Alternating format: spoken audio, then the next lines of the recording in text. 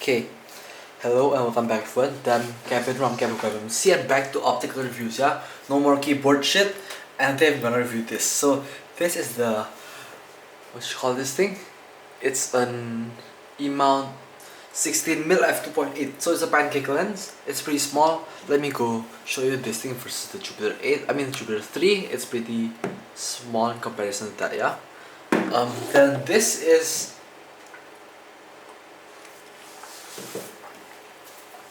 one of the only autofocus lenses I bought in the year, essentially, other than the 52-10mm by Sony, because that thing I got with the Nex 6, and this thing I bought for a cheap price, obviously.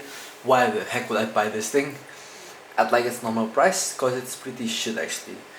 Not in the way that it's like shit in like the image quality or something like that, yeah, but in ergonomics essentially. So let me talk to you about using a small lens.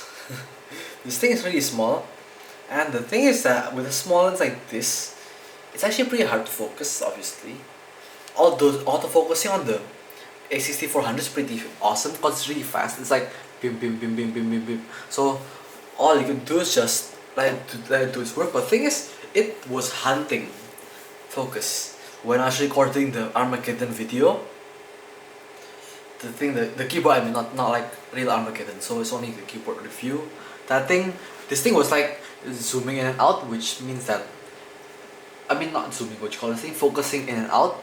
So that means that it's hunting a lot. I'm not sure why it was hunting. Either that's the body's fault, which is my A6400's fault, or this thing's fault, but I'm not sure. And the thing is, this body looks really disgusting, man. Look at how fucked this body is. So let's show you how do you actually focus this thing.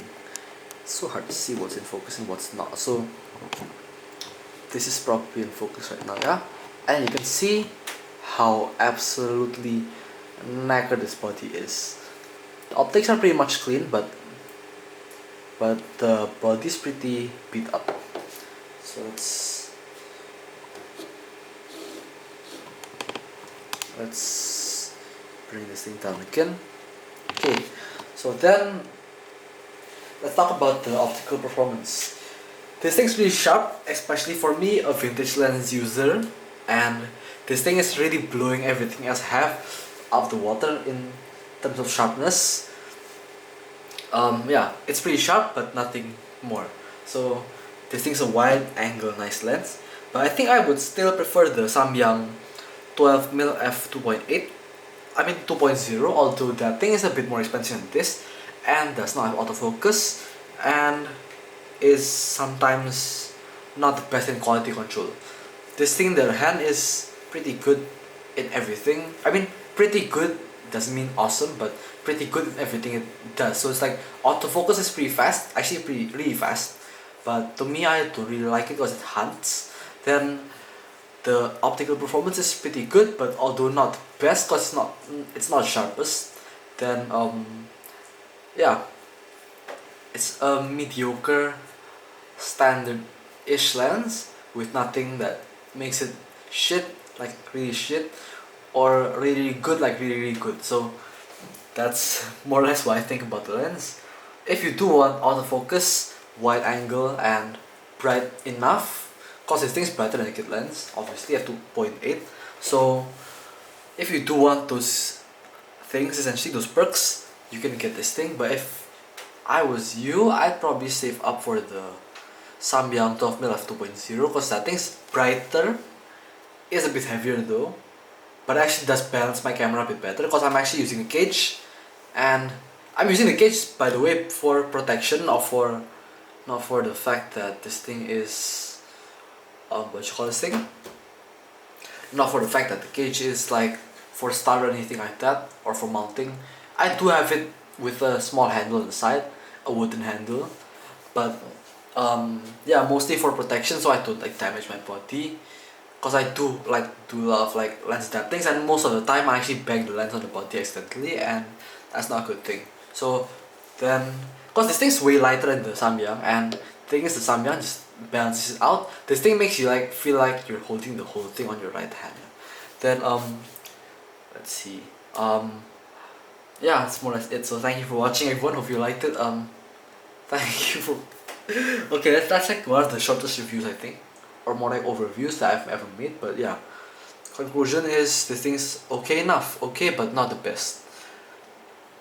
What is better than this? I'm not sure, cause I'm not very familiar to the Sony mount system in like the what you call this thing, mounted lenses. But I think there are brighter lenses than this, like the Sigma 16mm f1.4. I actually wanted to buy that thing, but that thing had like zero cheap lenses. I mean that nobody was selling that thing for cheap, and so because I don't buy things that are expensive, and because I do buy these things for my own with my own money, and not nobody sends them to me. Yeah, so these things are all self-funded and for hobby purposes. So I do not like buy things for like how hyped the thing is. The more hyped the thing is, the more I won't buy it, because I know that the prices are gonna like skyrocket. So yeah, thanks for watching. Hope you liked it. Hopefully one day I can actually review the Sigma 16mm f1.4, because I actually want the bright lens that can autofocus for these videos. Because as you can see, my room's not very bright. Only has one single LED lamp on the top right there. Let's see if I can see the ceiling. No, I can't. So the tripod's not letting me do it. So yeah. Still, I'm actually using this like USB light thingy for my lighting. And let me show you the wall.